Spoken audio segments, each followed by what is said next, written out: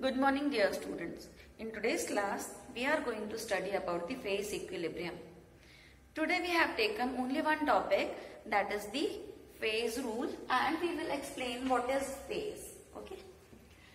Phase rule is given by Willard Gibbs in 1874. 1874 में Willard Gibbs ने phase rule दिया था. इस रूल के अकॉर्डिंग ये रिलेशनशिप शो करता है degree of freedom, number of components, phases. That is the relation F is equal to C minus P plus 2. That is the relation between degree of freedom, components and phases.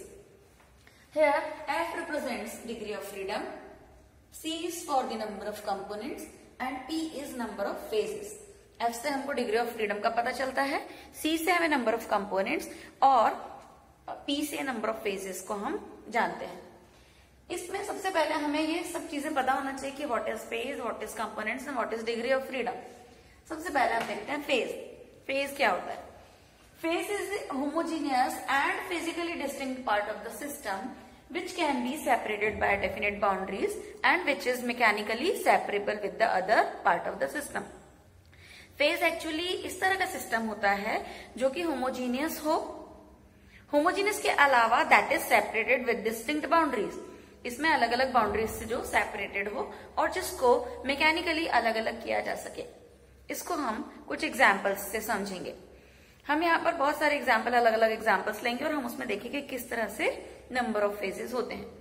सबसे पहले हम शुरू करते हैं एक example से, that is the mixture of miscible liquids. Miscible liquids का मतलब होता है ऐसे लिक्विड्स जो आपस में एक दूसरे में मिक्स हो जाते हैं. मिक्सिबल लिक्विड्स आपस में एक दूसरे के साथ अच्छी तरह से घुल मिल जाते हैं. तो मिक्सिबल लिक्विड्स के एग्जांपल में जैसे कि हम वाटर को अगर अल्कोहल के साथ मिक्स करते हैं, वाटर और अल्कोहल एक दूसरे में अच्छी तरह से मिक्सिबल हो जाते हैं, अच्छी तरह से घुल जाते हैं. तो अगर ये दोनों अच्छी तरह से घुल जाएंगे तो ये मिलके एक फेज का फॉर्मेशन करेंगे. एक फेज का फॉर्मेशन इसलिए करेंगे क्योंकि ये होमोजीनियस सॉल्यूशन बनाते हैं. So in this case, when we have mixture of miscible liquids, we have number of phases that is only one. We have only one phase because that is a homogeneous solution.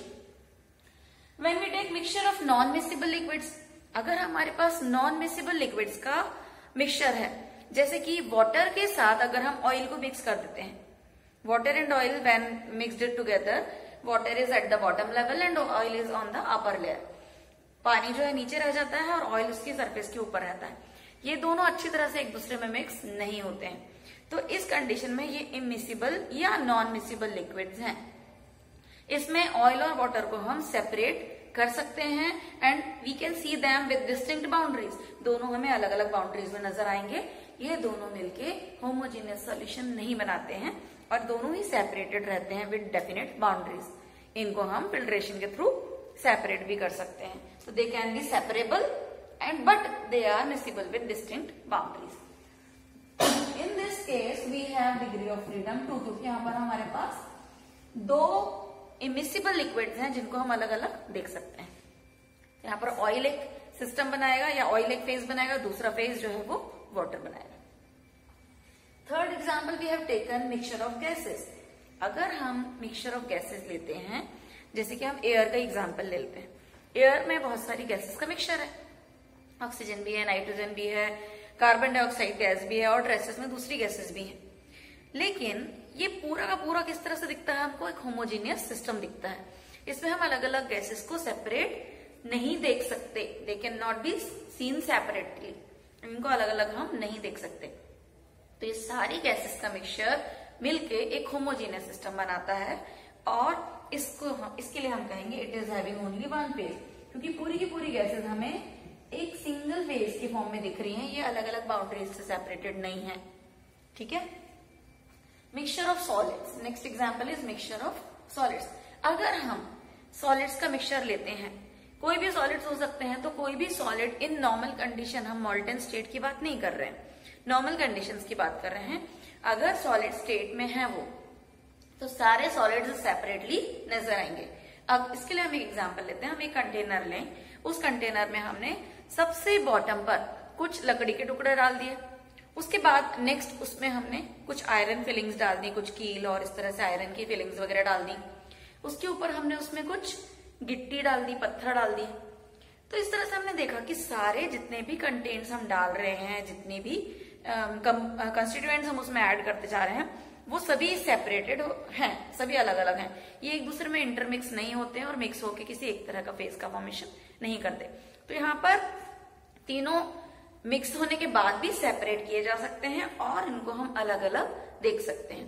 तो they are separated by distinct boundaries and they can be separable. इनको आसानी से physically separate कर सकते हैं, हम बहुत आसानी से अलग अलग कर सकते हैं। तो इस केस में जब हमने लकड़ी के टुकड़े लिए हुए हैं, हमने उसमें आयरन फिलिंग्स ली हुई हैं, उसमें ही हमने कुछ गिट्टी या पत्थर डाल दिए हैं, तो यहाँ पर हमको 3 अलग अलग कंस्टिट्यूएंट्स नजर आएंगे, 3 अलग अलग फेजेस हमको दिखेंगे। तो इस केस में P की वैल्यू हो जाएगी 3। We have number of phases that is 3। Next हमने एग्जांपल लिया है सॉल्यूशन का। वाटर में अगर हम शुगर ऐड करते हैं, शक्कर डाल देते हैं और उसको अच्छी तरह से घोल देते हैं, तो इससे कैसा दिखेगा? हमको पूरा का पूरा वाटर जो है वो एक सिंगल फेज के फॉर्म में ही दिखेगा। हम पानी में शक्कर को अलग अलग नजर नहीं आ रही है हमको शक्कर। When it is dissolved we can see it as a homogeneous solution. अच्छी तरह से घुलने के बाद ये एक होमोजेनियस सॉल्यूशन बनाती है। तो ये होमोजेनियस सॉल्यूशन के कारण, और हम इसको इजीली डिस्टिंक्ट फेजेस में नहीं देख सकते हैं, तो that is having only 1 phase. एक और एग्जांपल हम इसमें सोच सकते हैं कि अगर हमने पानी में नमक ऐड कर दिया, अगर हमने सॉल्ट डाल दिया, नमक डाला है, तो नमक भी पानी में अच्छी तरह से मिक्स हो जाएगा।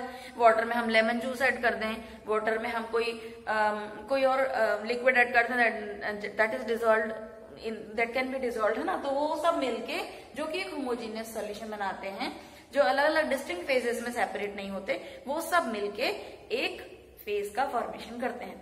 ठीक है, नेक्स्ट हम लास्ट एक एग्जाम्पल और देखते हैं कि that is a specific condition in which water in solid state is in equilibrium with water in liquid state is in equilibrium with the water in gaseous phase।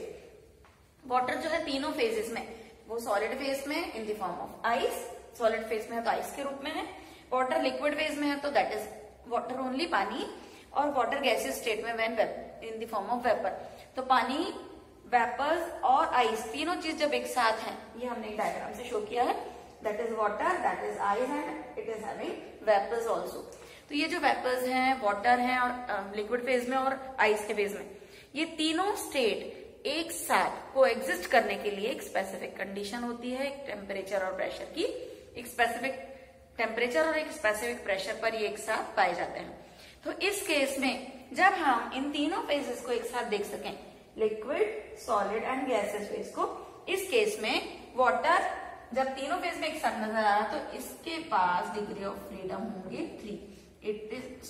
It is having number of phases 3। इसमें 3 number of phases होंगे क्योंकि solid state, liquid state and gases state all are existing together, तीनों एक साथ ही पाए जा रहे हैं। तो आज के लेक्चर में हमने फेजेस क्या होते हैं ये समझा। आई होप कि आप सभी को बहुत अच्छे से समझ में आ गया होगा। अगले लेक्चर में हम कंपोनेंट्स, डिग्री ऑफ फ्रीडम समझेंगे। Then next we will study about the phase diagrams. Thank you for today. Good day.